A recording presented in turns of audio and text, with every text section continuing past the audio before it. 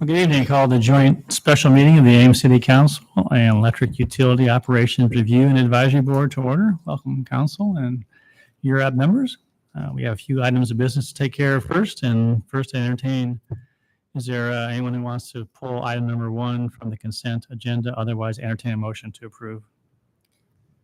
Move we approve. Second. Thank you. Roll call. Aye. Aye. Aye. Aye. Aye. Aye. Thank you. Move on to item number 2, entertain a motion on second reading of a zoning text amendment to the zoning ordinance for a new exception and related standards for outdoor storage in the general industrial GI zoning district. Move on second. Second. Thank you. Roll call. Aye. Aye. Aye. Aye. Aye. Aye. Thank you. And I entertain a motion on second reading on rezoning 2212 Oakwood and adjacent right-of-way from agriculture A to suburban residential low-density floating zone FSRL. Move on second. Second. Thank you. Roll call. Aye. Aye. Aye. Aye. Aye. Aye. And entertain a motion on second reading of ordinance relating to zoning text amendment for 20% alternative design adjustments to general and base zone development standards. Move on second. Thank you. Roll call. Aye. Aye. Aye. Aye. Aye. Aye. And I entertain a motion on second reading of zoning text amendment on updates to Chapter 9 floodplain zone zoning regulations. Move on second. Second. Roll call. Aye. Aye. Aye. Aye. Aye. Aye. All right, thank you. We'll move on to item number 6. This is our workshop, electric services cost of service study. And to the best of my knowledge, it's, is that? Yeah. It's one of the rare times we have the pleasure of having URAB with us. So welcome. Maybe you'll introduce the members. One's here, a couple more. I think I can. I'll do that. Good evening, Council. We're here tonight to talk about a cost of service study, and I'll get to that. But URAB, or the Electric Utility Review and Operating Board, Advisory Board, excuse me, is the board that basically the Electric Services Department meets with on a regular basis to go over anything that are rate design, future generation plans, things that are affecting the electric utility, so that they can take a deep dive. And then when we get through some of that stuff, we'd like to sit down and meet with council and go over some of that. A cost of service study is just that one item. So about a year ago, we went out for bid, hired the best consulting firm in the municipal electric utility business. I've known Mark for many years, and he's actually nationally known for his work in this area. He teaches classes for the American Public Power Association. So what is a cost of service study? I found a quote here, and I'm going to quote Bronwyn on this, believe it or not, because this is so succinct here. A cost of service study is designed to compare the rates users pay with the actual costs of providing electricity. That's about as succinct as you can find it. So tonight, I'm going to turn it over to Mark here in just a second. And I asked him how he pronounced his name. He says there's many different ways, as long as I don't get it wrong, but it's Mark Beauchamp. Close enough. It's French, and I can't do French. But basically what we've sat down to do is we are not asking council for any kind of rate increases or anything like that. That wasn't the purpose of this. The cost of service study, as Bronwyn said, is basically compare what the rates that users pay to what it costs to serve them. So that's pretty much what we're looking at. We have a few tweaks that we want to do with our existing rates, but we are not proposing any kind of rate increase. Tonight is for information. We encourage both URAB and the council to ask Mark as many questions, and staff, that you'd like. We're not asking for action tonight. If there are things that you want further clarified, reviewed, discussed, URAB has a separate meeting on Thursday, which we encourage you to hand that back over to URAB to go over. Following that Thursday meeting, if we can answer it, we then would make a proposal through our council action form next Thursday at the 21st or 25th for the first reading of what it is that we're going to hopefully go over tonight. With that said, Mark, the floor is yours. Let me get the screen on. Well, thank you. I appreciate the opportunity to be here to discuss the results of the cost of service study.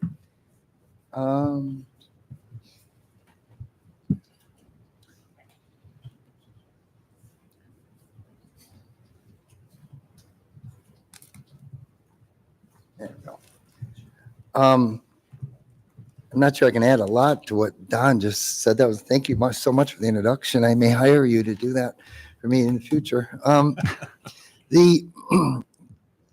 tell you a little bit about UFS. UFS was started in 2001, and as Don had mentioned, we teach cost of service courses through the American Public Power Association, American Waterworks Association, American Gas Association. We're frequent speakers around the country for national organizations as well as state associations, typically talking about current trends in the industry. We've done work, literally thousands of electric cost service studies. And in the electric field, we've done work in 45 states. We also have done work in the Caribbean islands and the islands of Guam, Barbados, and Bermuda. So I guess we can call ourselves international, but that's a bit of a stretch, I think. But so what I'm here to discuss tonight is the results of the study. And the key thing here is to get your input. What you're going to see are certain recommendations that we have, but we want your input because we want to do what you think is best for the community. My role is to help guide you in whatever you're thinking as far as potential modifications, is to guide you with the positives and negatives of whatever path you choose to take. Now, one of the things you're going to see is a utility that is extremely financially stable. Okay. I can say 90% good and 10% bad, and that's better than most. You have very good cash reserves in the utility. It's virtually no debt. Your debt to equity ratio is 1%. I mean, it's next non-existent. You're in a good position to go forward in the future and stay financially healthy with some tweaks. Now, the couple things that are probably a little bit on the negative side, but it's really minor, is when you look at the age of your assets and the age of the infrastructure, your distribution system is 45% depreciated, which the national average is 50. So your distribution infrastructure is actually in pretty good shape. Your generation infrastructure is 65% depreciated. Now, that's not unusual, because utilities typically don't replace generation until they do get older. And what you're going to see in our financial model, and this is one of the key things, as Don said, we're not proposing a rate increase. We are proposing some slight tweaks. But we also have slides near the end that discuss hypotheticals with respect to that generation, so that you can kind of see what we're looking at going forward. All right. And what the potential rate track would be under different scenarios moving forward, depending upon what council chooses to do. Now, the very first thing, and in my opinion, the most important thing that we do, is what's called the determination of revenue requirements for the utility. When I say revenue requirements, what I mean by that is how much money we should recover from the customers through our rates. All right.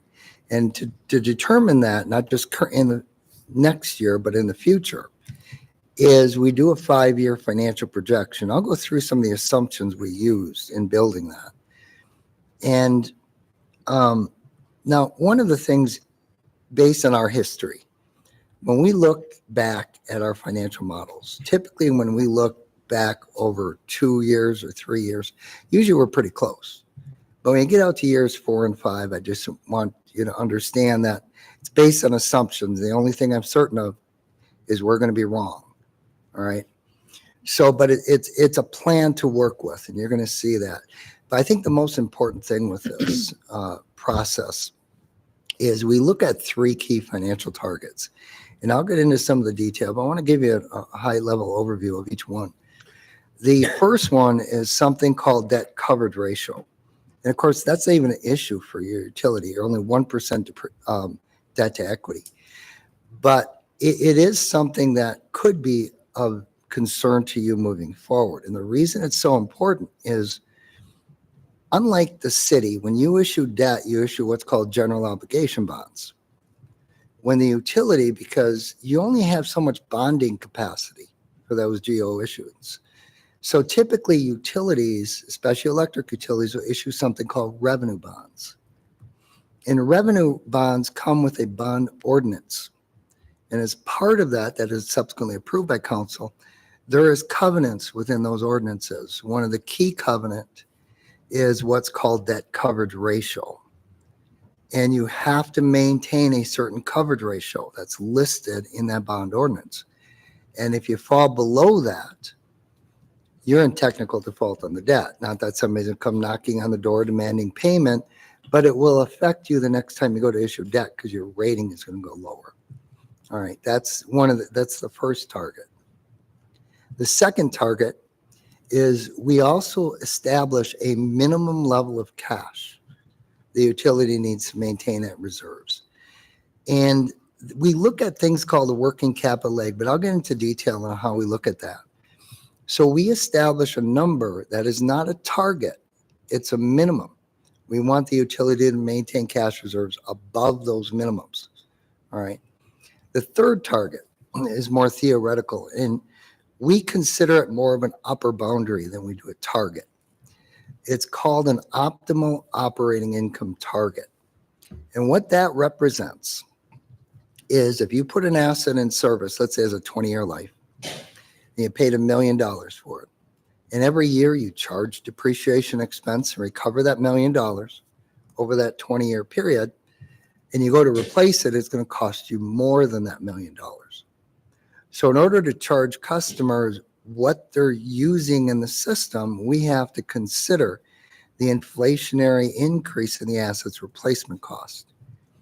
So we consider that the optimal operating income target, but we consider it an upper boundary in that we have to meet our debt coverage, we have to maintain certain levels of cash reserves. This is our upper boundary, because if we exceed that upper boundary, then we are in fact overcharging our customers. So what that allows us to do then is to develop a rate track that accomplishes two things. One, keep the utility financially stable, but minimize as much as possible rate impacts on your customers. All right, and that's the one of the key, in my opinion, the most important thing that we do. It's not the heavy lift though. The heavy lift of what we do is called a cost of service study. A cost of service study looks at those revenue requirements and identifies who's causing those costs. We look at usage patterns. It's called load research data. And we identify who's causing certain demands on power supply, how customers are impacting your substation transformers. And we allocate the cost to each of the classes. All right, that's the cost of service study. Now, as the cost of service study is a snapshot in time. There isn't a utility in the country that charges 100% cost of service based rates. It is virtually impossible because it's a snapshot. It changes from year to year. Not a lot, but it does change. So what we typically propose is small adjustments to move classes closer to cost of service. And that's what you're going to see us proposing, because we're not proposing a rate increase, but we are proposing a rate restructuring. We're proposing a slight decrease in residential and a slight increase in commercial industrial, because that's what the cost of service study has identified. Very slight adjustments. As part of that cost of service study, we identify what's called a fixed monthly customer charge and what that charge should be. That is the most least understood cost that a utility charges. Any utility, electric, water, wastewater. People don't understand why they have to pay that fixed charge. They don't Dunkin' Donuts doesn't charge me to walk through the door. Why does the electric utility have to charge me for service? And, Dunkin' Donuts makes an investment on behalf of the community. But an electric utility or a water utility or wastewater utility makes investments specifically for each and every customer, because if there's a meter installed on their facility, the utility had the cost to install the meter. They have the responsibility to repair it, to replace it, to read the meter every month, to send the customer a bill, and also the service drop. Those are fixed costs that do not vary based on usage or consumption. And if we don't charge them the appropriate rate, that means that other users are going to subsidize it. I'm from Michigan. I think Michigan is the best state to live in for 3 months of the year. And a lot of people, about 15% of our population, go somewhere else in the winter. And if we don't charge the fixed customer charge appropriately, our year-round ratepayers, the ones that have to endure our winters, are paying more than the customers that are seasonal. So there's a fairness issue that so it goes along with that customer charge. And we've identified what that is. This is one of the key things that we have in our model that I want input on, probably more than anything, is going to be that customer charge. Okay. And you're going to see a rate adjustment plan under certain scenarios looking out in the future, because right now you're financially stable and you're projected to stay that way for the next 4 years until you have to replace that generation. And that's where I need your input, because the question is not what we're going to do this year, it's what we're going to do next year. Okay. And also we developed some new rates. One of the key ones is time of use. And I don't know how much time I have, because I can talk and talk and talk about this stuff. But, time of use, that's where the industry is headed, is time-based rates. And you probably first think to yourself, we've charged these rate structures for the last 100 years. Why all of a sudden don't they work, right? Why are we moving and restructuring our rates? Well, if you go back to the 1890s, back then, we charged customers for electric use. We went into their homes, we counted the number of appliances, the number of light bulbs, and we charged them what that rate that came up with. During the 1890s, we installed kilowatt-hour recording meters. Very, very controversial at the time. All right. But that just recorded the number of kilowatt hours that was consumed. So it was based on usage. It was a lot better than just counting the number of appliances. But in 1906, we developed what was called demand recording meters, which measured a customer's peak demand. And that, by measuring that, it identified what their impact was on the distribution facilities. So it became a little bit more accurate. But they were so expensive, it was only put on very large users. Believe it or not, that technology really didn't change until the 1970s with solid state metering. And even solid state metering, though, in the 70s, 80s, and 90s was still too expensive to put on all our customers. It wasn't until for the last 15 years it became more economical.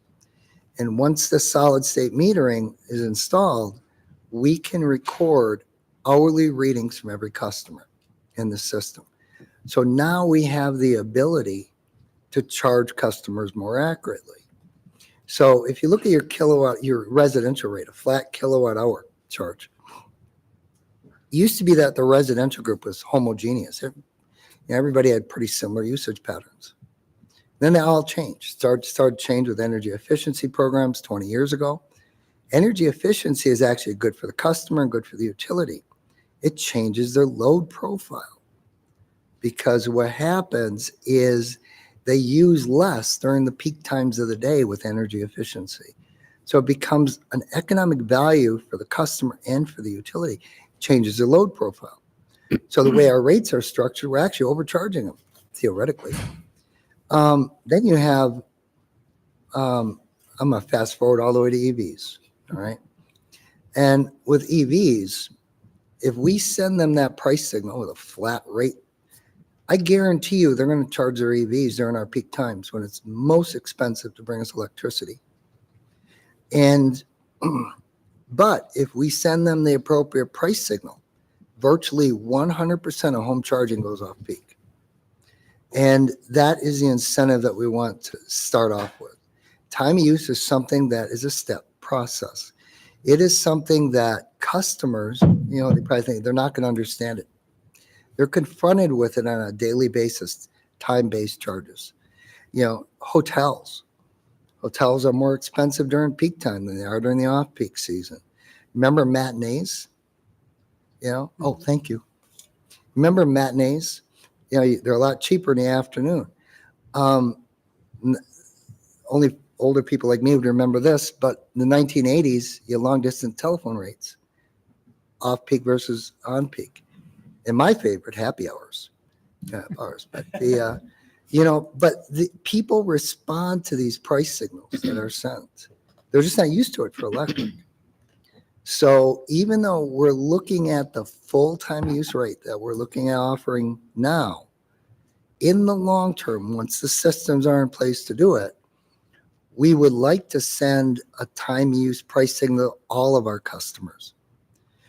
But we have to do it gradually, because the worst thing that we can do is to do something that has a dramatic impact on customers' bills.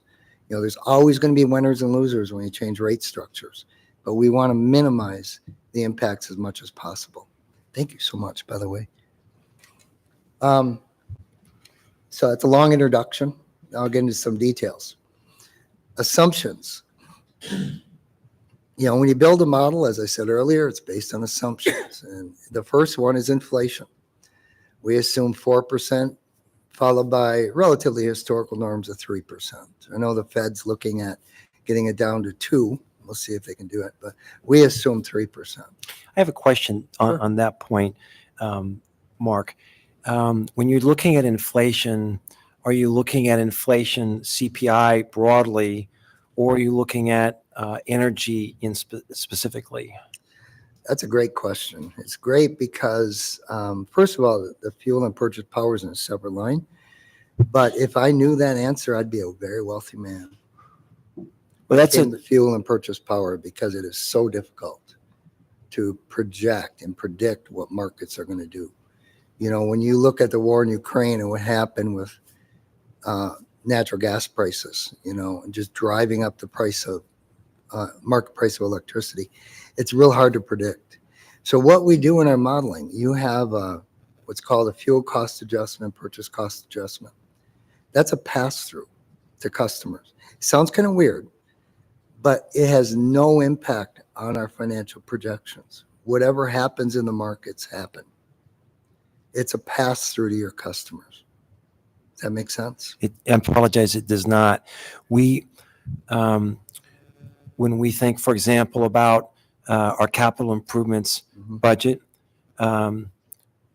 we have to calculate the cost of constructing roads or other infrastructure, and I suppose it's passed through in the standpoint that people pay higher taxes eventually. But as we think through this, I guess my question, just to tease this out a bit, is that if we're looking at the cost for building out new infrastructure, so distribution or generation, or because we're relying on, in large part, natural gas, and I in preparation for today, I pulled up the CPI changes and the changes specifically for energy, and to your point, they've varied widely. So if it matters that the assumptions are right, I just want to make sure we understand what your thinking is on that important variable. Yeah. Well, first of all, you're kind of relating more to the capital infrastructure, which is more on your distribution system. In the future, there's generation. But the power supply, what you purchase in power and transmission, that gets looked at every month and is passed on to customers to pass on those changes in those costs. So that's kind of goes this way. Now, when you make an investment in an asset, that's different. That needs to be recovered through the rates that we're talking about today. The fuel and purchase power cost is a separate, I don't call it a separate rate, but it's a separate calculation that automatically recovers it. But the infrastructure investments, those are recovered through the rates that we develop. And I apologize, and I can let this go. So if is it important that we get the inflation assumption right? And if so, how is it you're doing that? Okay. The inflation number that you see, the 4%, 3%, so on, that is what we're doing to project changes in labor cost and changes in material cost primarily. Right. All right. The fuel and purchase power, which is two columns over, that really doesn't matter. We could plug any number in that. It's not going to change anything with our recommendations because it gets picked up in another fashion. All right. The growth rate, we just assume the minimal growth rate. The next slide has the key assumptions because this affects your cash reserves and its capital improvements. And if you look at the capital improvement plan, what you have in place right now in your 5-year plan, it's $6.3 million for 25, 4.9 million for 26, 4 million, and then 3.4. The carryover, these are capital improvements that have been approved, but haven't been constructed yet. So we put a separate line item for those carryovers. You see there's 7.3, 2.3, and so on. The last 2 years, we plugged 3 million, which approximates your depreciation expense. All right, but that, because your capital plan only went out to 28. So the 3 million is just, we plugged it. Okay, and one more question, I promise. No. Well, just for a minute. No. So we have a very robust climate action plan. Mm-hmm. And it seems like there should be some ways in which our climate action plan informs our discussion here. Mm-hmm. And one of the things that I was thinking about today, that the Wall Street Journal had an article on solar. And so the Chinese today have 80% of the world's solar capacity, 75% of the battery production. So our ability to meet our climate action plan goals will be influenced by geopolitical factors that are beyond my pay grade to comprehend. But could you speak, sort of maybe just take a second and speak broadly about how our climate action priorities should be reflected in our discussions on this subject? I'm actually going to, if it's okay with everybody, I'm going to jump ahead about 10 slides. I'd like to answer questions when they're asked, but so I'm going to jump ahead in here. And after that, then why don't you go ahead and just go through your presentation then, if you would, Okay. please. I don't think we should.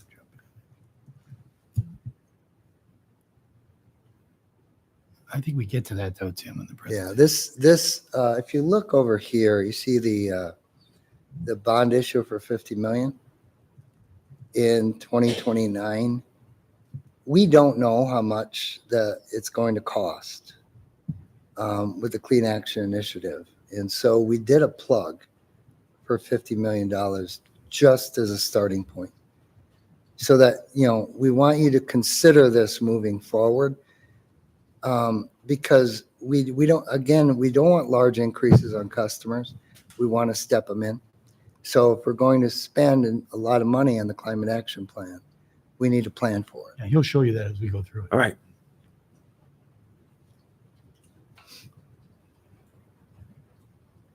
It's a good question. We thought about it and we've got a number in there. Now I'm going to just run through the next few slides relatively quickly, but this first one is minimum cash reserves. If you look down at the bottom, the minimum cash, the bare minimum that we feel the utility should maintain in reserves is about $22 million. You currently have a policy for minimum cash. It's 10.1. We're calculating twice as much as that to maintain a minimum. Now, what we look at is what's called working capital leg. which is the timing difference between when you pay a bill and get money from customers. Give you an example of that. You may go all through the month of January paying for labor, materials, supplies. At the end of the month, you read all the meters. The first week of February, you send out the bills. You don't get that money until the second week of March. So there's a timing difference between when you paid it and when you get the money back. So the very first thing we do is we quantify that working capital lag. Pretty much any utility that bills monthly, it's 45 days. Okay. Then you have purchase power cost. And typically we look at the peak month purchase power costs, and we want to make sure that's in reserves at all times. I'm going to come back to historical rate base in a moment. Then you have ISU. ISU, what happens there is whatever energy power supply costs in the market to serve them gets billed to them. But you pay the bill first, and then you get reimbursed by ISU. So there's a working capital lag issue there. Then you have your debt service payment, the highest debt service payment. Then your capital improvement program. We want to make sure that when you start a capital plan, that you have the money available to complete that in that year. That's adding $4.3 million. Now I'm going to come back to historical rate base. Historical rate base is nothing more than a recognition that unexpected things happen, bad things happen. And we don't know how much it's going to cost, but what our objective is to try to make sure that if something catastrophic were to occur, that you have the money in reserves to start the repair and replacement process until adequate financing can be arranged. And we recognize that by looking at the age of your infrastructure. We feel if you have older infrastructure, you have more exposure. So we've assigned you, in a sense, the highest risk rating because your infrastructure on average is about 56% old. The average distribution and generation, 57, sorry. And so that's adding about 8.2 million. That's how we came up with that 22 million. So you're going to see that number throughout our modeling as we want to make sure you have cash reserves above that level. Okay. Can I ask about Absolutely. the percent plant depreciated? When I see plant there, I'm thinking of the generation, which I thought you said was 65% depreciated already. Yep. But does that mean the average of the plant and the distribution then? Yes, Okay. both together. Yeah, great. So debt coverage ratio is not an issue, but this is how it's calculated. It's a standard calculation. It's really nothing more than looking at the cash that's generated through operations divided by your debt service payment. And usually the industry requires a minimum of 1.2 to 1.25 debt coverage ratio. Fall below it, you're in technical default. Because electric sales are so dependent on so many factors like weather, we build in a safety factor of 0.2%. So we want a minimum coverage as 1.4. All right, even though your ordinance may say 1.2 or 1.25. But right now, that's not even a concern. You're such a low debt utility. But it will become a concern under the climate action plan moving forward. It could, I should say. Then the optimal operating income, which is about 8.5 million. That's our upper boundary.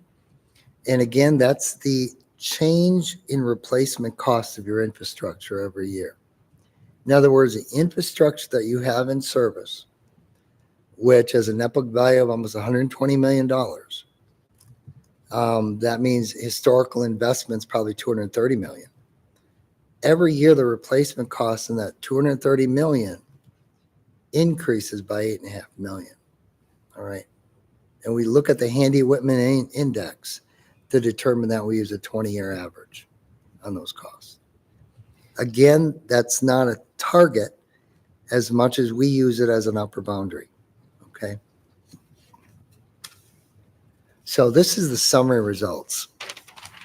And you can see part of the reason why we're not recommending a rate increase for 25. But there are some concerns. If you look at the second column, debt coverage ratio, again, not an issue. You go over to the right, you look at projected cash balances, 34 million in 2025, minimum's 22. And you can see that you're above that minimum each and every year, but the concern that we have is you're in a cash burn situation each year. So it becomes a point that we have to start stabilizing that cash burn. If we allow it to continue to fall to the point of that 22 million, all of a sudden now what's going to happen, instead of a very small adjustment on a regular basis, we're looking at a larger adjustment to try to get those cash reserves back up. So, but that's the one concern, but you're a financially healthy and stable utility. But we are going to be recommending some tweaks possibly moving forward, depending upon your decisions. Can you just explain briefly why we're burning through cash? Capital. It's the No, I can explain it because that's been our policy. We usually have a rate increase because we don't avoid rate increases every year. So we look out 5 years for our capital plan. We just in all utilities. We increase the rates. If you will, we over collect what we need, right? But we know that we're going to draw down that balance. The timing is you don't want to wait until you get to the end of the fifth year and you need a 30% increase. Right. I understand that, but we don't jump around like that in those big major capital improvements. So it's a planned drawdown versus going and having a rate increase every year. So that's a conscious effort on our part. Now, we got to be careful if we inject a $50 million project debt in there. You got to be careful because, and we planned for this. We've done this with a $78 million water plant, and we're doing with the nutrient reduction. It's a $58 million. The technique works well. You haven't seen us. You've asked for smaller increases. We will implement those. We have a big increase like that. But under the normal, the $6 million a year normal replacement, we try to raise the rate first, generate the additional revenue, and then draw it down. So it's a conscious effort on our part. It's a conscious cash burn, not No, a it's not unexpected. Yeah. We have to be careful when we have that $50 million one, and that's what these protect. We'll show you that and why we can't wait to the end to burn it all down. Yeah, the capital plan definitely is needed when you look at the age of your infrastructure. So. Yep. All right. This slide is the electric cost of service results. Remember I said this is the heavy lift of what we do. The financial modeling is the easier lift. This is the heavier lift. What this is telling you, if you look at like residential, it says the cost of service to provide that service is about 25.5 million. The revenue projected to be received is about 22.8 million, 22.9. So theoretically, it says to meet that optimal operating income target, remember that upper boundary, we would need a 12.3% adjustment. Okay, we're not proposing anything like that. The small commercial, we needed 28.3%. And you can see when you scan down that list, industrial time you use 7%. You know, the commercial again is 23. The average increase to meet that optimal operating income target is 17.6. So what that tells me is compared to the average, residential's is overpaying slightly. All right, because the average is 17.6 increase, but they show only 12.3. And this is what time frame? This is the 2025 year. Okay. So what you're going to see in some subsequent slides is slow movement, just a 1%, shifting 1% decrease for residential and recovering that from the small commercial and the commercial. All right. The other one, more larger issue in some ways, is this customer charge. And remember, these are fixed costs that do not vary based on consumption. All right. You're currently charging $8.32. The cost of service study says it should be $14.28. Now, again, that's becomes more of a fairness issue. And if we don't recover it in the customer charge, that means our energy rates have to be higher.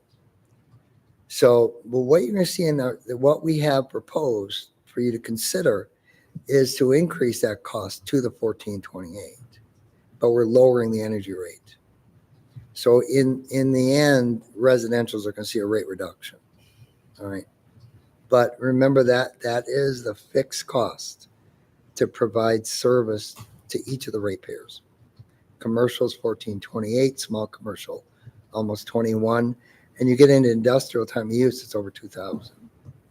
The reason that is, not to get too technical, is they have something called CTs and PTs installed, and the reason they have to be installed is the meters that we have, that any utility has, can't record their usage in total. It would burn the meter up. So we have to install CTs and PTs, which ratio the usage down so the meter can read it. Or that becomes that meter multiplier, if you're familiar with that. So, but that is the more significant cost when you get into those large customers. Can you tell me the difference between small commercial and commercial? Like what's the metric you use to split those To apart? separate them. When you get into small commercial, you get into, first of all, there are a certain amount of small commercial that may have a CT and or a PT, so there's a little more expensive metering there. But some of those small commercial are three-phase service. Most are single-phase. Some are three-phase. So we try to recognize that in our modeling. Part of that is, some utilities are trying to separate out single-phase and three-phase service, but we don't want to propose too many changes at once. But maybe that's something in the future we want to do. In Ames specifically, we consider small commercial a customer that uses less than 55 kVA, kilowatt volt amps, in a given month as a peak. So a small commercial has no demand charge. It just pays the energy and a customer charge. They basically look more like a residential. And then our commercial, it's 55 kVA or higher. And then they also have a demand charge associated with their bill. Just so you Okay, can thank put it in relation, sorry. The small commercial at 55 kVA, regular residential is going to be about 10 kVA, to give you an idea on the magnitude. Okay, thank you. And we'll come back to this question once I get into the rate design piece. This is the rate adjustment plan. It's over on the right. When we develop these rates in the rate adjustment plan, we typically come to council and we ask for a bandwidth. In other words, we're not going to have a rate increase. You know that for 25. But if we want to move toward cost of service, how much bandwidth around that 0% will you allow us? In other words, if it's a plus or minus 1, that means that no rate class will get an increase greater than 1%, and no class will get a decrease greater than 1%. And we do a rate design to work within that range. And the objective of that is to minimize impacts on customers as much as possible. And we assume, because we made the assumption, this is what I'm here to get this input, that our bandwidth was 1%. All right. You could ask us to come back with a 2% or 3%, but right now we assume 1. Okay. So you can see that the residential went down 1%. Commercial EV charging down 1%, very small class. Small commercial up 0.9, commercial up 0.9, and industrial up 0.5. ISU 25%, that just jumps out at you, right? You got to remember, it's $25,000 a year. Because what we're showing here is just for their use of the distribution infrastructure. Power supply cost, which represents 90% of their electric costs, probably more, that's a direct pass-through. So all you're seeing is $25,000 increase on, they probably pay millions for electricity. So.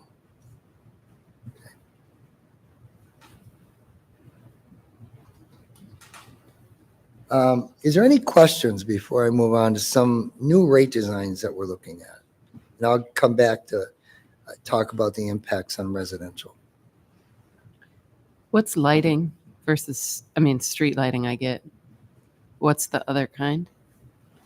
So in addition to street lighting, we also actually rent lights. So businesses that want to light up their parking lot, they're not considered street lighting, but we actually provide quite a few of those to businesses.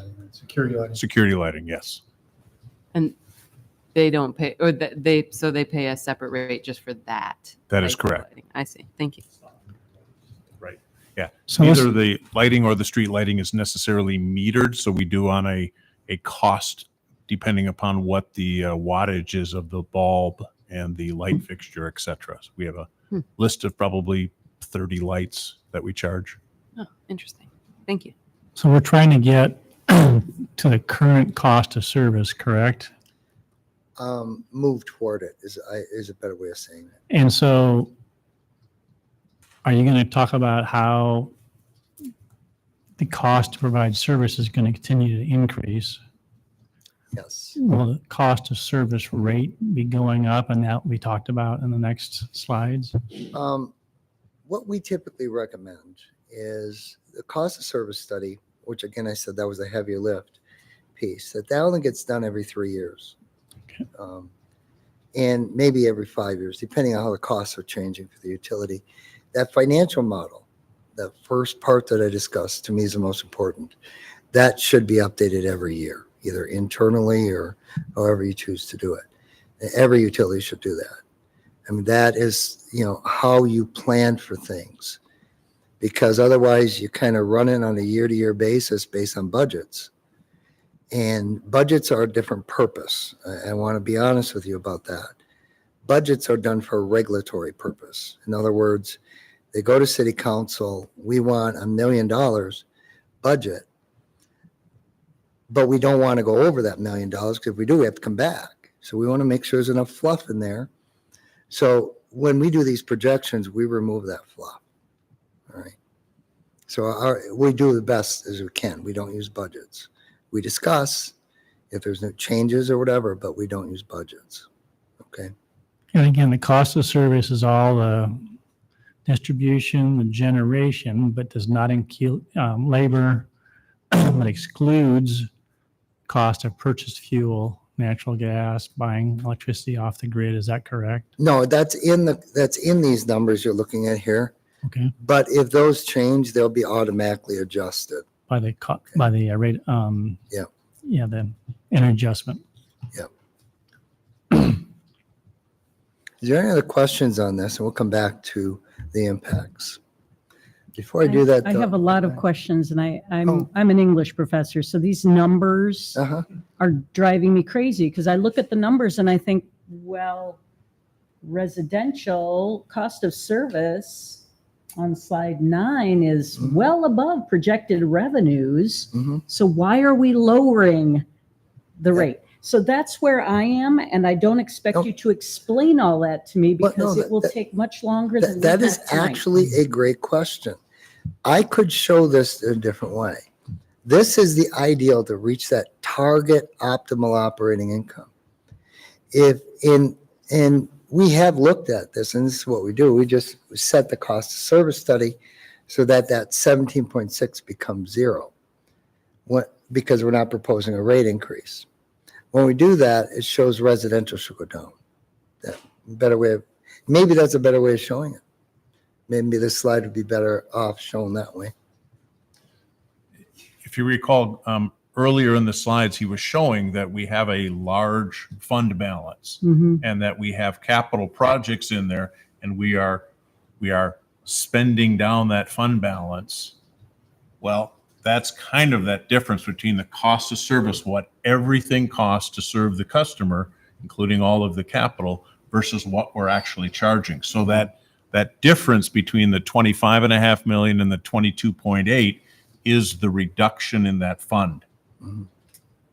Does that help? It makes, I mean, that makes sense, but it doesn't make sense. No, Because I feel like that means that we're subsidizing electricity to pretty much everybody.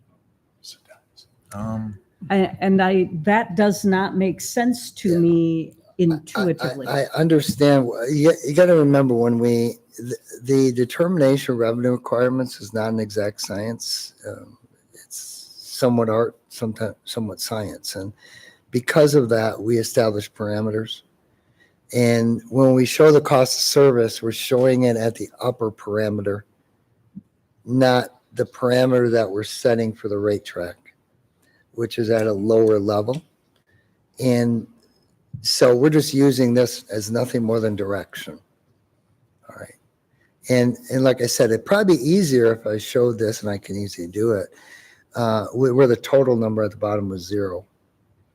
And then it would give a better picture. And I can definitely do that and send it to you.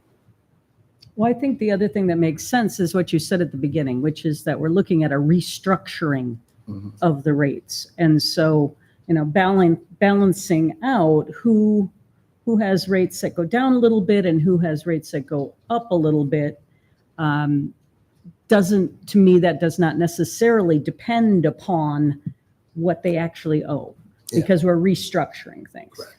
So I will leave it there. And if I look confused, No, it's just and numbers. you know what? We can always, I can get into more detail and pull up the model and show you, and I think you'll understand. So. Now, I talked about time of use rates. There's basically 3 new rates that we're looking at.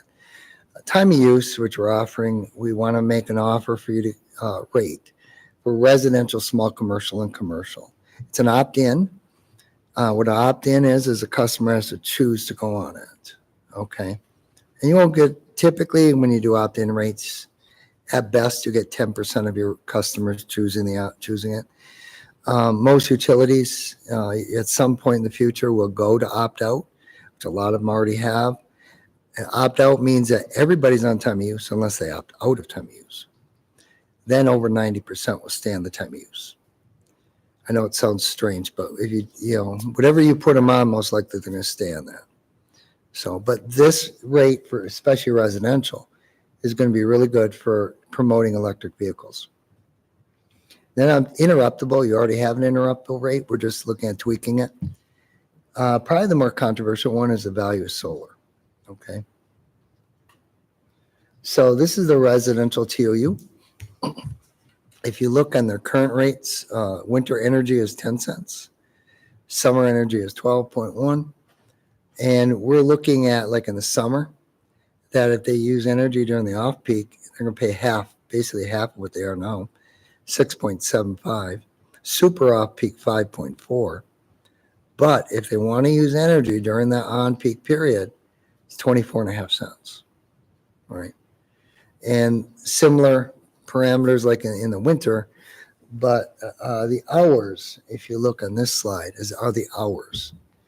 And the on-peak periods are just Monday through Friday, and the on-peak is from 2 p.m. to 6. So it's like 5 hours a day, 5 days a week, which probably represents about 16% of the number of hours in a whole year. All the rest are some form of either off-peak or super off-peak. So what we're trying to incentivize customers to do is to avoid that time period, and then they can save money. They can save a lot of money. By doing that, we're giving customers control over their electric bills. And you probably say, well, customers are not going to do their laundry at 2 o'clock in the morning. I probably wouldn't, but maybe some people out there would. But that's not really what I'm after. What I'm after is for customers to purchase the enabling devices, be it like setback thermostats, things that allow them to shift their usage, or energy efficient appliances to reduce their usage during those peak periods in a manner that's convenient to them. And when you look at what's called, I know you look at economics, price elasticity of demand. All that is what is the change in response to the change in price? And with this rate structure, you're looking at in the summer 24.5 cents on peak to 6.7 off peak. That is almost a 3 times multiplier. When the utilities that have a 2 times multiplier typically get between 6 and 12% response rate. In other words, residential consumption will drop, say 10% during those on peak hours. You're 3 times that. Okay. But we're not offering that to everybody. We're just saying it's opt-in. You can choose it if you want. All right.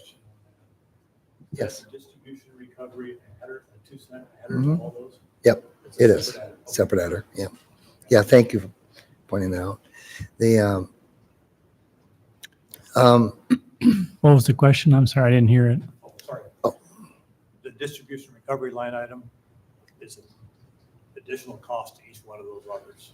yeah, that's what there's two things that fund your local expenses in this rate structure. One is that monthly facilities charge, $14.25. And for the distribution line recovery, it's 2 cents. Everything else is power supply driven or related. All right. Were those on-peak and off-peak times, are those standard across different cities, or are those based on our specific peak times in Ames? Specific to you. Yeah. And we looked at historical, I think we looked at 6-7 years or something, historically to see when these peaks are occurring that was driving your cost. Just so you understand it, like transmission, for example. Your bill based on how much Ames is using at the time of your RTO's peak. All right. So we look at when the RTO peaks are happening or have happened historically and how much Ames is using at that point in time.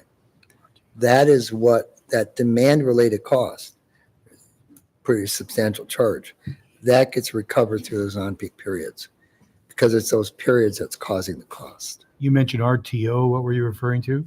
Regional Transmission Organization, sorry. You're part of the S&P market, I believe, here, and or We're part of MISO. MISO. MISO, sorry. I deal with so many markets. I know you're right on the border here, but anyway, you're part of the MISO market, and MISO controls the price of electricity. In other words, they control the market, but the RTO controls the transmission lines, and those are more localized. So. Any more questions on that? Because I want to clarify something. Don can help me here. So maybe next Tuesday or Tuesday after, we're going to be asking you to approve the time of use rates, right? But I want you to understand, not everybody will have access to that, correct? We could wait until we get all the meters in that allows us to do this, and it could take, 3 to 5 years maybe, or 3 years? But I think the way we're going to envision this, as we move through it, when people have it available, the time of use meters have been installed, people have access to it, while maybe other customers won't. So we're not going to wait till it's all in place to unveil this opportunity, correct? Yes, to put a little bit more meat on the bones, we've just received, we put out a request for proposal for what's called advanced metering infrastructure. We've gotten 15 proposals. Our consultant is reviewing those right now. Once we select the vendor and we come to city council recommending adopting a certain system, we then will start purchasing this advanced metering infrastructure. This is the type of meters that allow us to read all meters all the time, and we'll be able to then create this time of use rate. Then the intent is to begin to, every time we go out and touch a new meter, we're going to be installing this new meter. Or if somebody requests this type of service, we then will put a meter in to offer that service. But not all customers will have it at the same time. There's implementation It'll phase. take, right now, we're planning probably a 3 to 4 year rollout before the entire city is covered. And again, this is an opt-in rate, meaning that somebody's got to call up and say, hey, I heard about this time of use rate. I've got an electric vehicle. I think this will save me a lot of money. I want it. And then that's the way we'll roll out adoption as We'll opposed certainly to. promote it, obviously. There's benefits to it. So. Absolutely. How would that work for people living in an apartment renting? Would it be the tenant to request it or the landlord? So we're paying the bill. Yeah, I would say it's whoever's paying the bill. Okay. So, because they can then choose what type of rate they want to be under.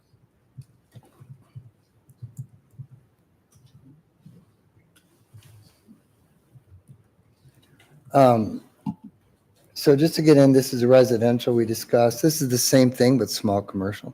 See, the rates are almost identical. Time periods are the same. The big difference is the customer charge and the distribution recovery is different than residential. This is the commercial.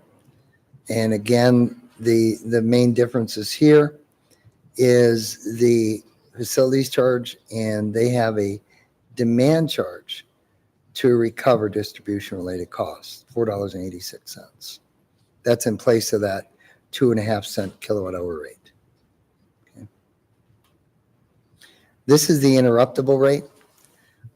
You can see that what we did, we looked at in detail what the interruptible rate should look like. And you're currently crediting a customer that goes on the interruptible rate $2.60 if they're just to be on the rate. And if they're called, they get another $2.60. All right. So they can get as much as $5.20 kW credit on their demand rate. However, if the utility calls and they don't respond, then they're going to pay a $12 failure to curtail rate. Okay. And we pretty much kept the rate the same, but the numbers said that the rate should be $3 and $2.20. So we kind of restructured, increased one and decreased the other. Rate stays the same. Okay. They get one customer on that. Now this one, this is solar. Now, how we look at this, when solar first came about like 10 years ago, and there was a push for it, and utilities around the country felt that they put them on what was called net metering at the time, which is basically the retail rates of the utility. And everybody knew at that time that that's going to cost the utility money, in that the value of what they bring in is not going to equal that. But that's okay, because there's only a small number of customers on it, so not a big deal. But over time, what's happened, solar's been installed in more and more places like California, out on the east. Guam, we do work for, like 15% of the population has it. What's happened is it's caused upward pressure on rates. So they've changed these rate structures to net metering or net billing, which is what you're currently at now. And your net billing is what that represents is a buyback rate. So if you picture it this way, if a customer takes 1,000 kilowatt hours from the meter of your electric utility, the meter has two ports. One, what the customer takes, the other one, what the customer gives back. Okay. Under net metering, you net those two together. Under net billing, which is what you're on now, you charge them 1,000 kilowatt hours for what they take at your current rates. You credit them at the avoided cost value of solar for what they give you back. And what we've done is we've recalculated what the avoided cost value is for solar. And if you look in the white area of the chart, the avoided cost value you can see in 2019 was 4.4 cents and 4.1. Then it goes up to 6.9 cents, almost 7, then dropped to 3.9. And of course, we don't really want to change that on a year-to-year basis, those kind of degrees. I mean, these customers are trying to make decisions on investing in solar or not. So what we propose is for you to consider one of two methodologies. The first one is to base the value of solar on the 5-year avoided cost value, which is 508, or the 3-year avoided cost value, which is the last 3 years, 21 through 23, which is 5.64. And whatever that avoided cost value is what we pay. The reason we want to do the rolling average is we want some stability for the customer.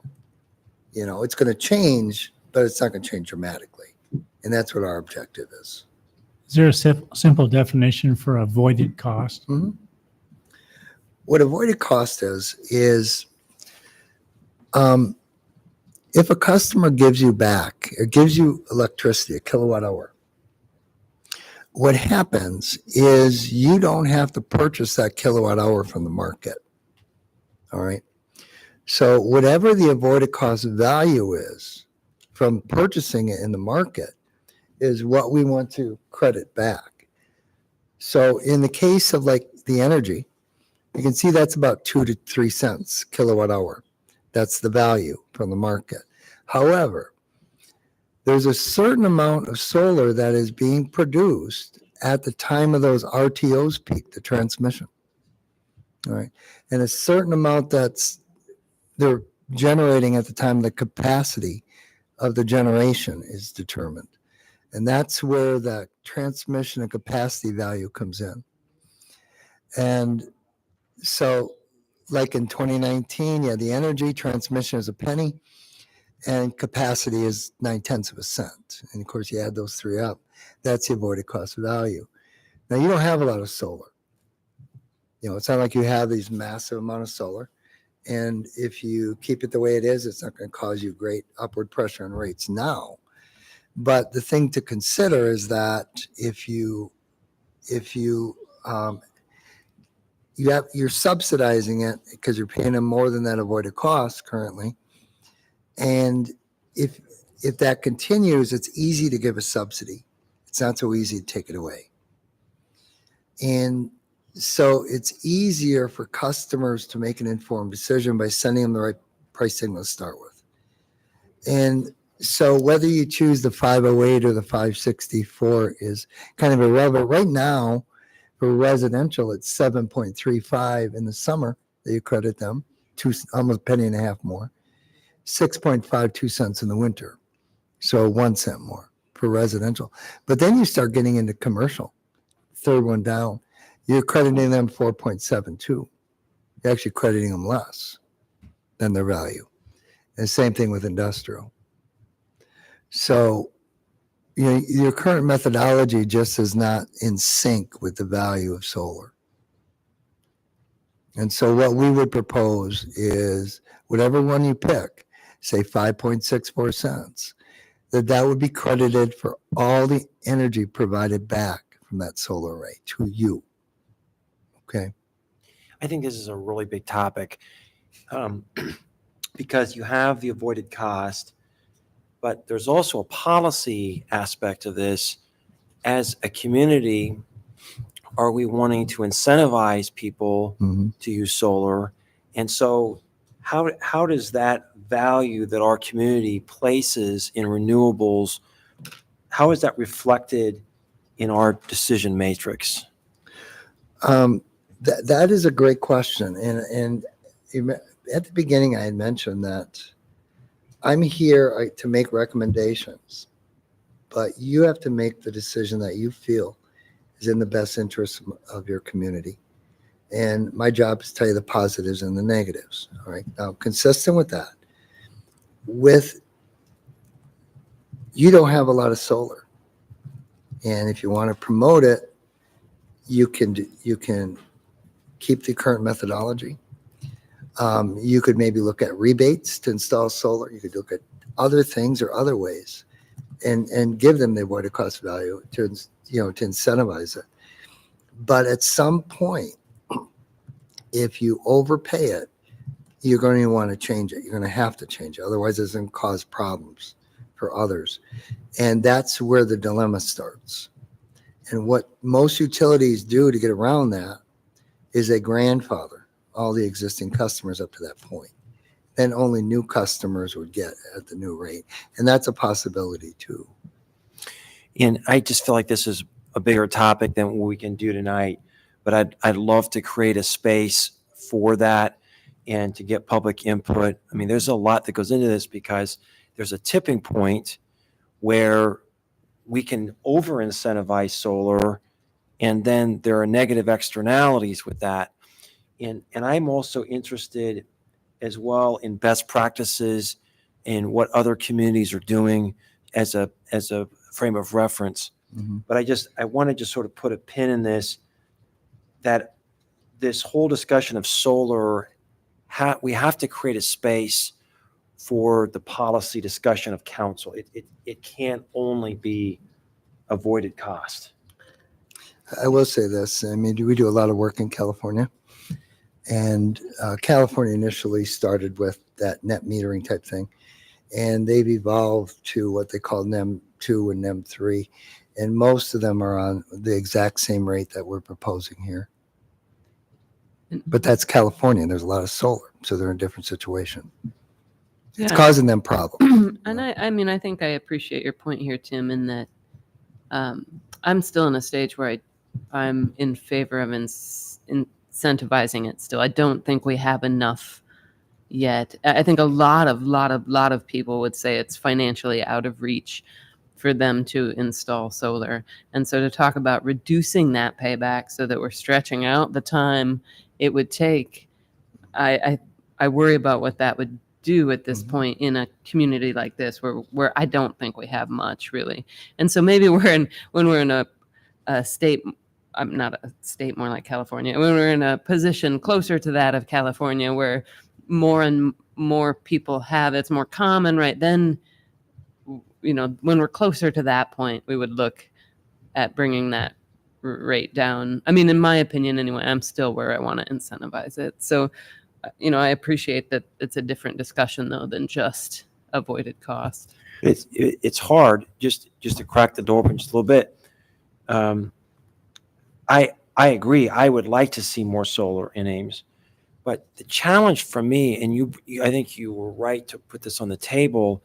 If we're going to grandfather the existing users, then in essence, we're going to change the rules midstream, and I just think that's really hard to do that. I can't think of any other situation where we incentivize people to make major investments, they take advantage of it, but then just because you move to Ames later or you decide to do it later, now all of a sudden you're going to be treated differently. I just don't know where else we do that. So that's, again, it's a broader subject.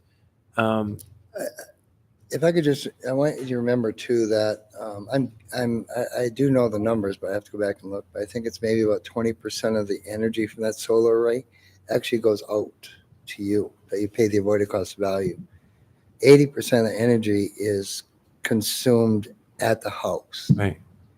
Their avoided cost value is your retail rate at that point. Right. So it's not like all the energy on the solar array is only valued at 5.6. No.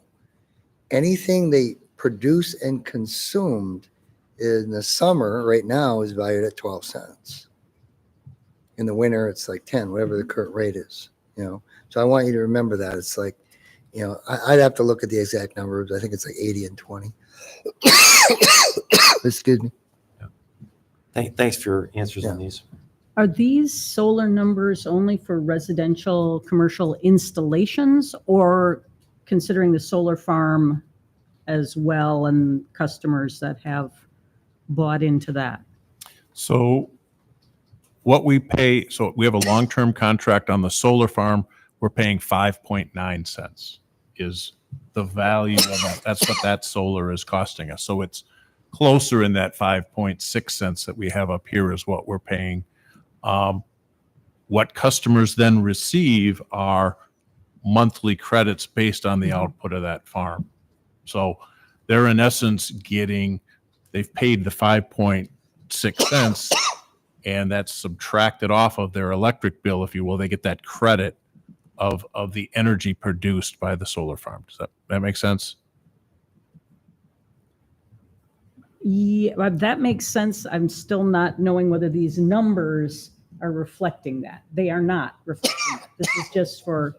Yeah, the solar farm is separate. So Okay. the solar farm is outside of all this. This is retail solar that's installed, and then the rates in the current credit box are what anything they overproduce is what we are paying them for that extra energy or that overproduction energy. Thanks. So from a policy standpoint, on one hand, you want to incentivize solar. I think what I heard Mark say is it's going to get a point in time where all of a sudden you're going to have people who can afford solar are going to really start to be subsidizing. And that tipping point probably is very hard to arrive at or determine, but it would seem it would require some pretty fastidious monitoring, because those people who really can least afford energy may be the ones that are most penalized from a policy standpoint too. So, I mean, there's a lot of moving pieces here, it seems. Mayor, to your point, that's happening today. Now, in a very, very, very small amount. There's probably I'll call it a cross subsidization. So by paying for this extra excess energy, there's about a $50,000 to $70,000 a year transfer that rolls into our energy cost adjustment. So anybody who doesn't have solar is paying 5 cents more on their bill, maybe 10 cents more on their bill to have that money transferred to those that have put solar on. And it does impact, obviously, those with fixed incomes a little bit more. And students. Yeah. But that is a small amount. It's maybe 50, 70,000 today. It's when we go from, we have roughly about 1.5 megawatts under this program. When it grows to 15, that 50,000 is going to grow to 500,000 or 1 million. So that's why we want to address it today before it becomes something larger that we then are saying, do we grandfather and start new? Do we suddenly tell everybody the numbers changed? And that's why we want to have this very pertinent discussion sooner rather than later, so we set up a long-term program that will work.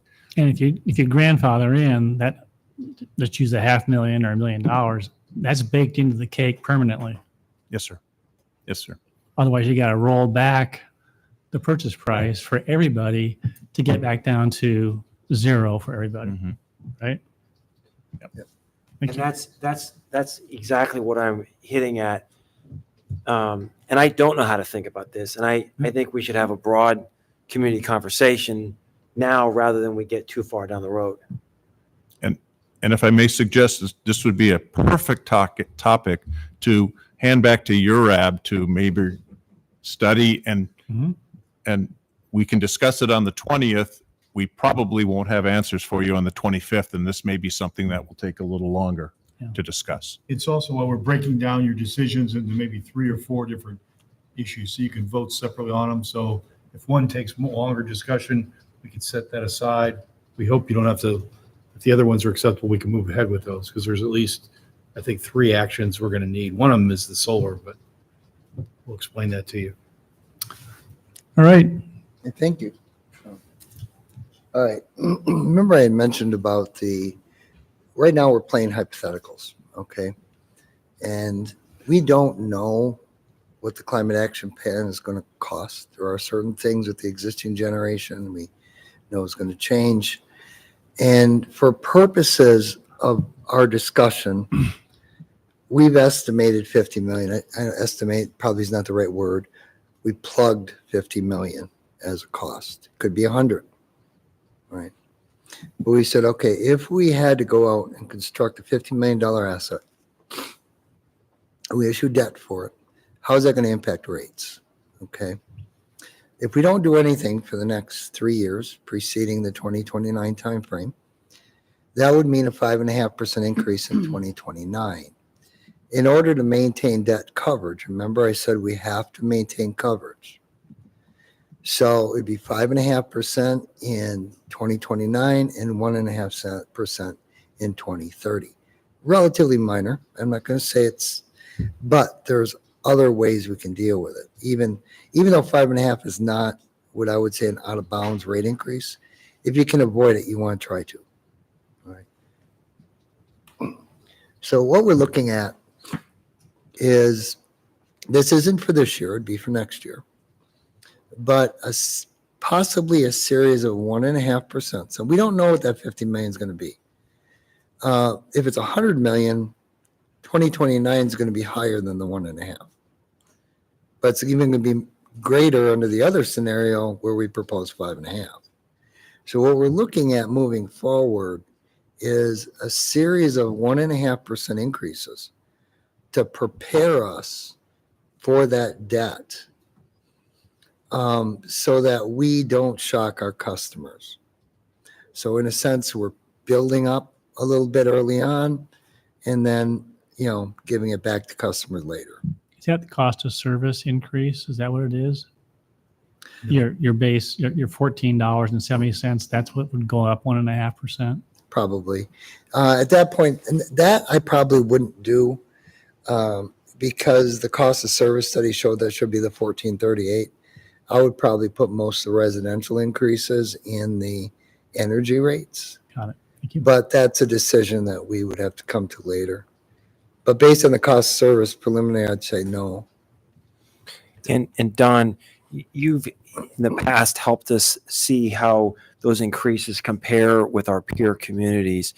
So you're right to point out that we're concerned about doing something that's palatable to the community, but we have to remember, like on the industrial, we want to do things that are sensitive to our business and industrial customers so that they stay here or they choose to come here. We've got this Prairie View that we're trying to fill out. And so these are factors they consider in siting here.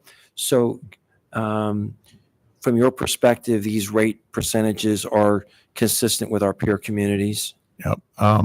You mentioned Prairie View. Just to be clear on that, Prairie View is actually served by Oh, Alliant. that's right. And they've already announced their rate increases, which are considerably more than this. With respect to the other industries that we have here, So- thanks for reminding me of the Alliant. You bet. Yes, sir. So as we entertain these going forward, there are basically two things I think that staff should bring to council.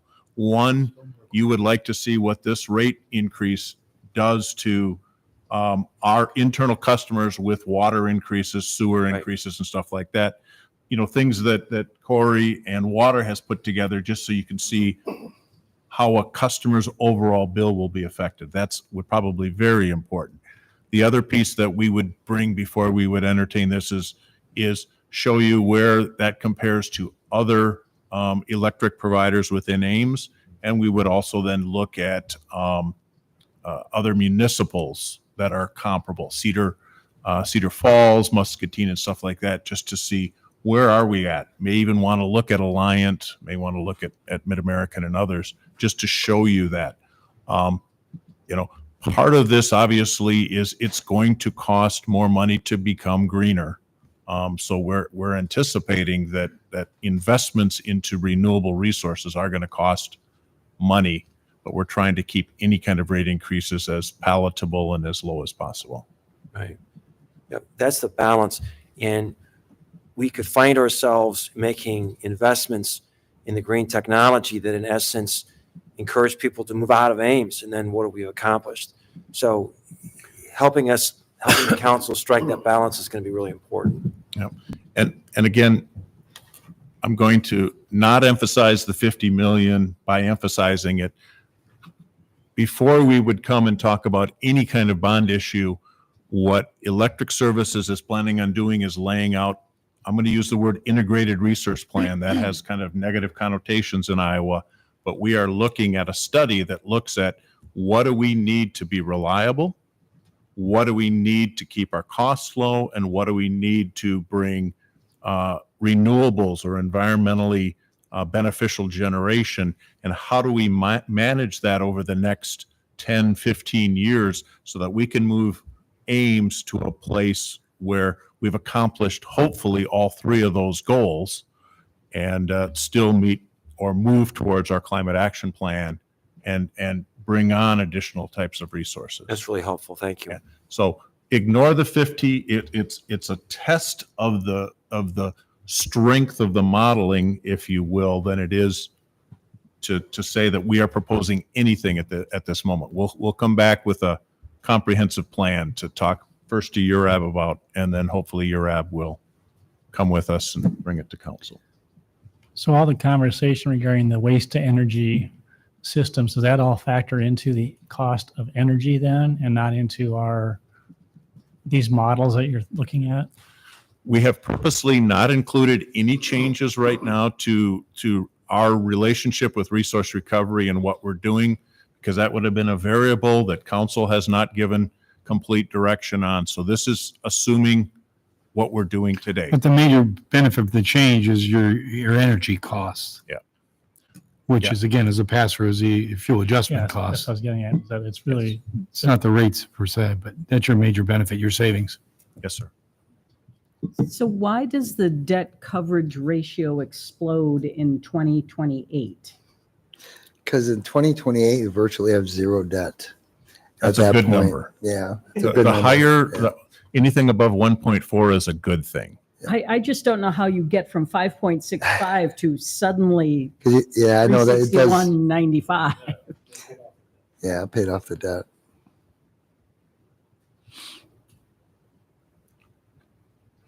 Wish I had a debt coverage ratio of 362.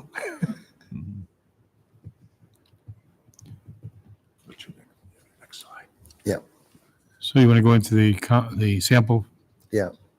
This is the, one of, if the council subsequently approves our proposed rate design for residential, what we're looking at here up on top, you see $8.32 going to $14.25. Then you see the energy rate in the winter dropping from 10 cents to about 8.9, and in the summer from 12.1 cents to 11 cents. So we're increasing the customer charge, decreasing the energy. Overall, the class will see a 1% rate reduction. If you look at the table on the right, it identifies the impact at different usage levels from this rate design. The average customer in Ames uses about 600 kilowatt hours a month. They'll see a very slight decrease. But at 250 kilowatt hours, their rate would increase by $3. At 500, it'd be 31 cents. At 750, they'd go down by 250, and you can see it decreasing. That's not the rate, it's a total bill, isn't it? Is it total bill cost?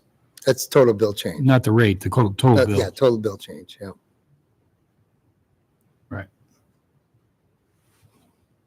So that's important for you to see what the impact is, right?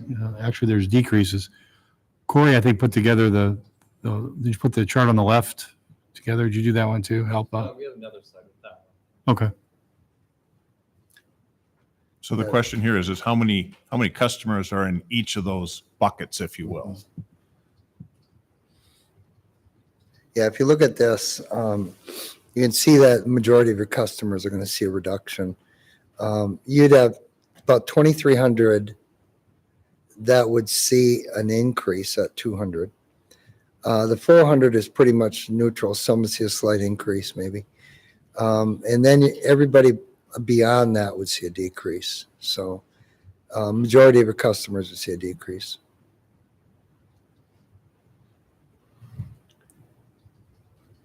And that's because the lightest of the users, more of their bill is impacted by the fixed cost. Like most of their bill is the fixed cost. And so with the increase in that, that's where they see the increase. And That then, is correct. and then the change in rate can't make up for it, kind of. Okay. So these might be people who what? So Go ahead, Corey. No, we were talking about there, that's like snowbirds that are gone for some of the season, or people with very light usage. So that's primarily, if you look at those customers, those are the people that would average or below 200. Okay. Thank you.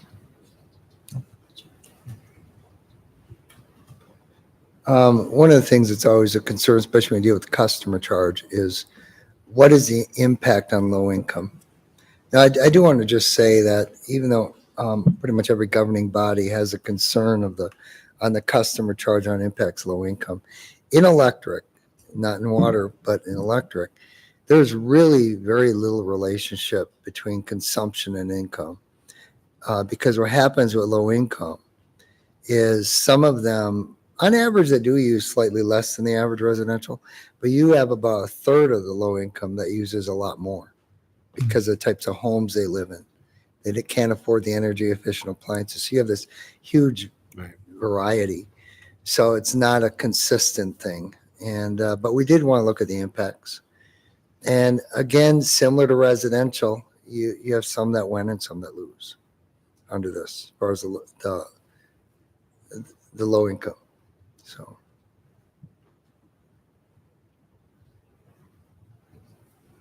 Is there any questions on the residential? I know this is probably the one that is the most concern. We're giving a rate reduction, but we're increasing the customer charge.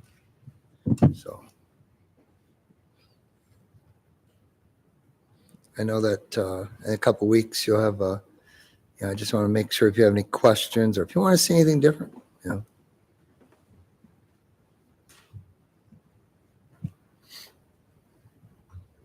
Question? Okay, commercial. We're just talking a very modest adjustment, 0.9%. And it's pretty much every customer in the class is going to see about that 0.9%. We didn't dramatically change the rate structure at all. Industrial, of a 0.5% increase. And again, customers here are going to see anywhere from probably a 0.25% increase to a little over 0.7% increase. So again, it's very narrow bandwidth. No rate shock or no surprises, basically. None of this considers time of use. This is just a very. Correct. Yeah. So the last two slides is specific median use in Ames and how their bill would change for residential. And this has electric, stormwater, and water on it. And you can see that the stormwater, water, and sewer is not changing, but we are reducing the electric on average about 0.81 cents a month. That's for the median residential consumer, which means when they pick up their bill, they're going to see in total about a 0.5% decrease.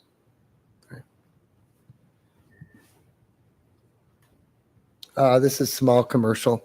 Again, this is typical, if there is such a thing as a typical for this class, but 5,000 kilowatt hours of energy, 1,000 CFs for water, and they would see about a 0.6% reduction at that usage level. Again, this is small commercial. Their electric bill would drop about $4.45. Although in total, we propose a rate increase for this class. Some are going to see increases and others decreases. So, Did you do any scenarios to show a residential customer that has solar? If you went down from that 7 cents, whatever it is, to 5.6, I mean, these are really negligible changes. you know, It I might did. be interesting to see, really, are we talking about $5 or $10? It wasn't a lot. Yeah. That makes sense.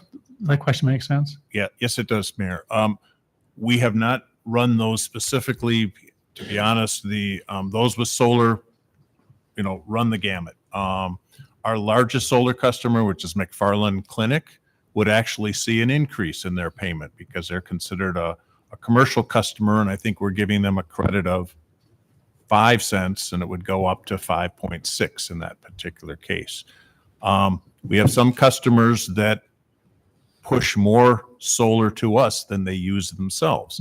Obviously, they would see a bigger impact, but we can grab a group of customers and put a sheet like that together for council in the future. Because if we're getting into a policy discussion, just to see the magnitude of the change from one rate credit to a lower one, it may not be significant enough to risk long-term all of a sudden shifting the cost and having to have some kind of a red flag fly up at a certain point in time.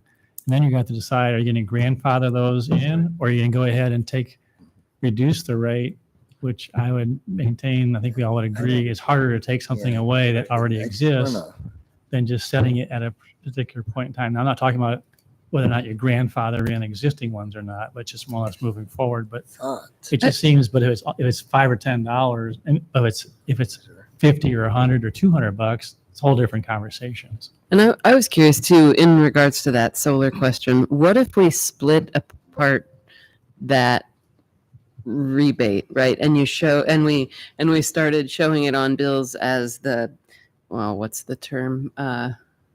The 0.0508, something like that, as one line item. And then the difference, right, that 2 cents-ish that we're giving more than that right now, if we're not willing to let that go, we should recognize it as as a City of Ames incentive rather than a reflection of a rebate on their energy. Do you know what I mean? So we list it right now. It's probably listed as 0.0735 in the summer. What if we showed that as two different line items? The 0.0508 that we is the 5-year average, and the 0.02 whatever that is what we're going above and beyond this figure, right? And we talk about that as an incentive line, right? Because then we lock in, what's that term again? Energy. Value of solar or the energy cost adjustment? Well, the value of solar number you're using. I have to go back to that. It was 5. The avoided cost. Avoided cost, yes. So you separate out and you talk about your avoided cost at that 0.0508 or whatever. And then you're kind of locking into that concept, right? But we would still maintain the extra 2 cents or whatever that we have now, but list it as an incentive, or an extra incentive, right? Because then we could later, a couple years down the road, say that 2 cents is too much now. Like we can't bear that anymore. Let's start to whittle away that incentive line item while we maintain the other part of it steady. Do you see what I'm saying? How would you fund the incentive? Well, like we do now. I mean, it's the same as we do now, but we recognize it as an incentive, So right? And it's that's socialized across all ratepayers. yeah. And again, that's what we do now. We're just listing it separately so we could have separate discussions about that part and the value of that part and what that part amounts to in a year, right? Rather than looking at the whole amount of the energy value and that extra incentive. Do you see what I'm saying? In terms of, yeah. There's other ways you can do it as well. You can, in the permitting process, you can limit the amount they put on the roof based on how much their average bill is. Sure. You can limit how many people put on per year to limit that as well. Mhm.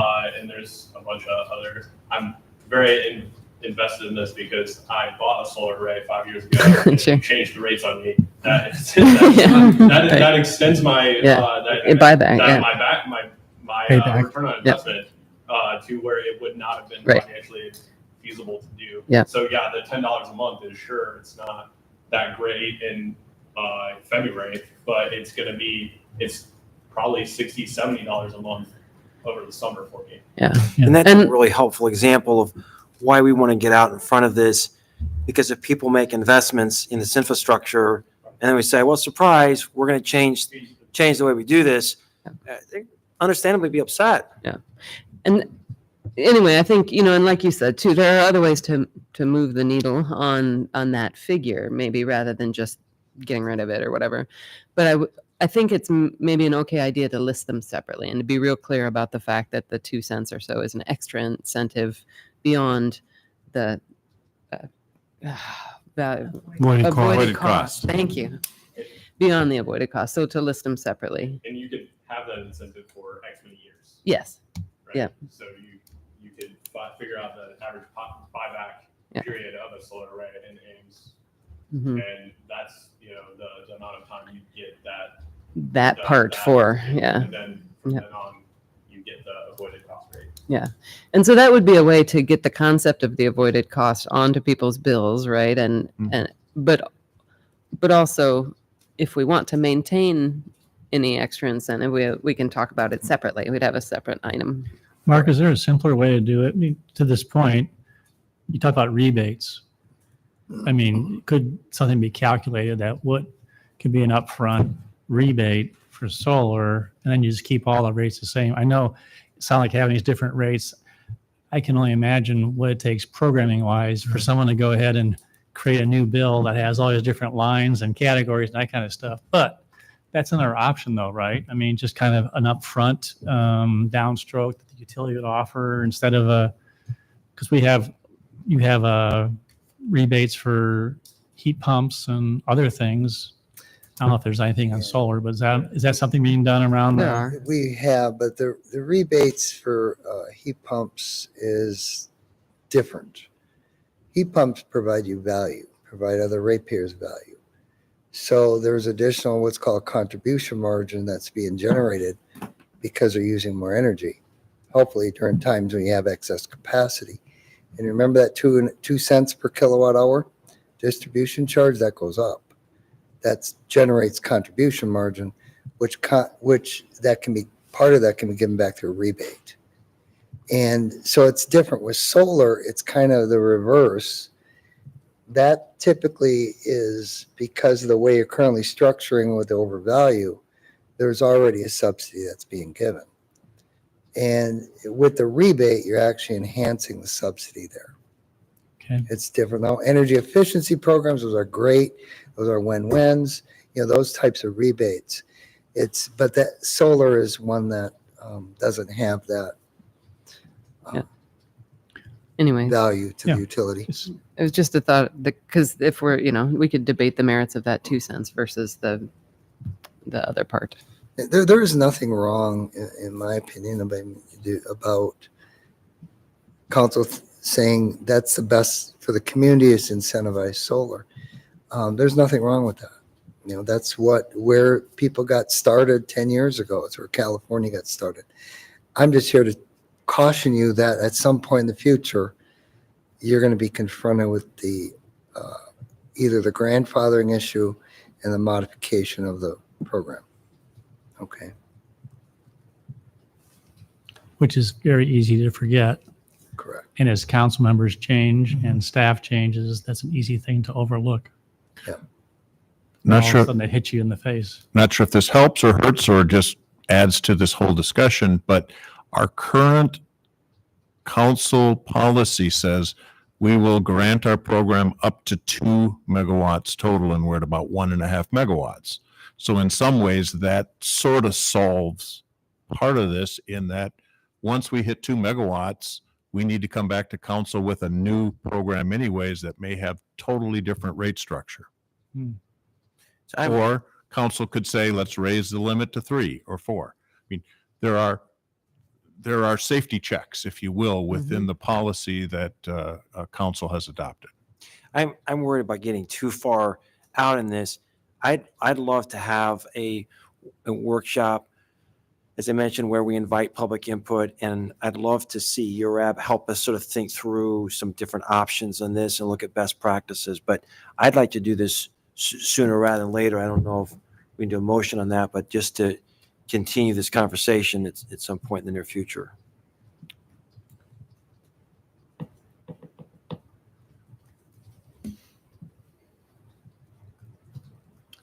Well, it would seem appropriate for this to go to URAB. They can talk about it. At least 2 members have heard the conversation tonight. They can come back, and then I think Steve and Don and Corey and URAB can kind of talk about what will be a recommended path forward. If it's a workshop, it's a workshop. If it's a topic on a lighter council agenda. But the point is your point I think is well taken. I don't think a motion is necessary. I think that'll keep that in mind. It's a good idea. I think the other thing is that there's a few things you do want to have answers on more quickly. To your point, Steve, there's potentially 3 questions coming, and one, if it's solar, maybe that gets postponed, but the other 2 maybe can go forward, and I think that's going to depend upon Right. Mark. And By the way, the rates we're talking about, we're not waiting till 25, 26. We're talking about putting in effect, it's not a rate change. Remember, it's just a shift, the minimum bill shift and the lower energy cost for bills for July 1st, correct? Or August, September August, 1st. September, excuse me. We're not waiting another year is all I'm trying to say. Try to get it in place. But it's perfectly okay to pull that solar issue out and not slow down the rest. Or you may not see it on the council action form. Yeah, Next well, we'll see what Europe, Yeah. let's see what Europe says about that. That might be their recommendation. anything else, Mark, that you want to? No, I just want to thank you so much for the questions. I really appreciate it. I owe you some more answers on that one. I do want to clarify that to make it clear. But I really appreciate that input is exactly what I was looking for. And if there's any questions that come up that you think about, please contact Don to let me know, and I'll get you answers. Could I ask one question that has come up before, and that is, long-term, if EVs are adopted, Mhm. embraced significantly, and lots of heat pumps get brought in, just curious if you're seeing that happening in some communities, because we've heard from electric service, our distribution system could become taxed because of the increase, unless you have great decreases in heating and cooling costs, but but eventually, where do we build in Mhm. money to make a robust distribution system and or adding generation? So I'm just curious. That is a Just a great philosophical one. question. And again, it's a philosophical answer. But when you look at the an EV charger, level 2 charger, which is what's being installed in homes, they have the capability of 19.2 kW because of amperages and stuff in the homes. They're typically around 7 kW draw. And most homes have 2 vehicles. And if they both have electric vehicles, just that alone, charging at the same time, is 14 kW. Well, we share transformers for residential. So we have a 50 kVA transformer out there that serves 5 homes. Well, all of a sudden, every one of those homes have 2 chargers and drawing 14. Okay, so what that means is looking forward, those transformers maybe need to be resized or restructured. But in the whole scheme of electricity, it's not a big cost, considering the margins we're going to get from it. When I say margins, when the average car travels 15,000 miles, average EV is a little less than 10, okay? And the average car takes 0.3 kilowatt hours to travel 1 mile. That's 3,000 more kilowatt hour sales for every EV that's purchased. 3,000. And your margin for every kilowatt hour sold is over 2 cents. Say it's 2 cents. What is that? $60 of additional margin for every single vehicle that you're going to get every year. And, you know, we're talking about a lot of money that can be used to change that transformer. Now, if we don't put them on a time use rate, then there's major complications. All right. But that's if we put them on a time use rate and they do it at night. Now, I have a little bit more concern in some respects on commercial charging. You know, the Tesla chargers, you know, they can draw 150 kW to 350 kW per port. And some of these stations have 8-10 ports. They do. So that's a substantial investment, not just in the distribution infrastructure, but in the potential impact on the system. So what they're doing, most of these larger installs are putting in batteries so that they can minimize that impact on your system. And, you know, so we need to make sure those rates are structured correctly. And that's, you know, and for EVs, because we don't have a real good rate class for them existing. So we have to develop a new rate for them. So, but that's coming. And we do work for Nashville, Tennessee, and there's so many. We see charging station drawing 2 megawatts, you know, per not per port, but in total. And all over the country, the government's building out the infrastructure, and it's coming. You know, not to be a proponent or a supporter of EVs, but you know, you're looking at, you know, over 30% market penetration rate by 2030, and by 2035, even, you know, upwards of 50-60%. When I say market penetration, that's purchasing new vehicles. Now, there's California saying by 2035, all vehicles purchased have to be EVs. You know, so you may see, when you see new technologies in the U.S., they typically start off kind of slow, but once they catch on like this. And I think with EVs, you're going to see the same thing. Yeah, we have some issues with the batteries, you know, but you look at gas engines that were developed in the late 1890s, you know, it took a lot of years to perfect those. You know, EVs haven't been around that long, and you know, they are getting them better and better and better. And I think you're going to see more and more people getting comfortable, especially as that infrastructure gets built out. I'm sorry, that was a long answer. I can give long answers. To everything. I apologize. Thank you. And Mayor, just to say that time of use rates are a critical component to that early on as we look at what our infrastructure looks like, moving that charging to off-peak and super off-peak, and why there's such a huge Yeah. spread between those rates is what's going to be significant for EV chargers to want to plug it in and run it late. Yeah, it makes complete sense from the standpoint, you don't want to melt our distribution system if everyone's plugging in at a time where everyone's also trying to do laundry and it's hot during the daytime, and all of a sudden our demand just goes through the roof, and then Don gets really scolded by Steve because of I do scold him a lot. so anyway. I do have Second biggest fear. one thing I want to mention, it was not part of this contract, but another rate we're going to have to deal with is a green rate. The mayor and I just met with a major industry in town recently, and that was one of the things they're asking for. I know Don's getting that request.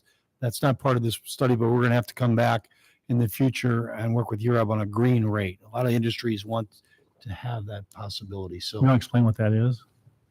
So basically, right now, the rates everybody pays has all of our generation blended into it. A little bit of our power plant, our wind contract, solar, and what we buy from MISO.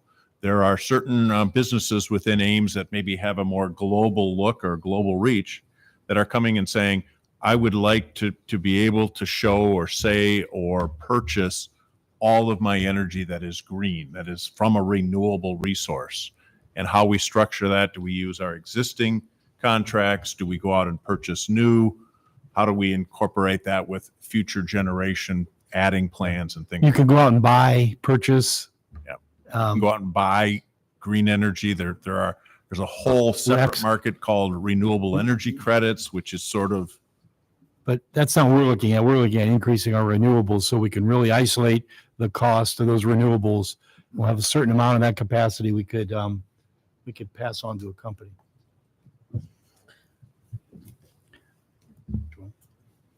All right.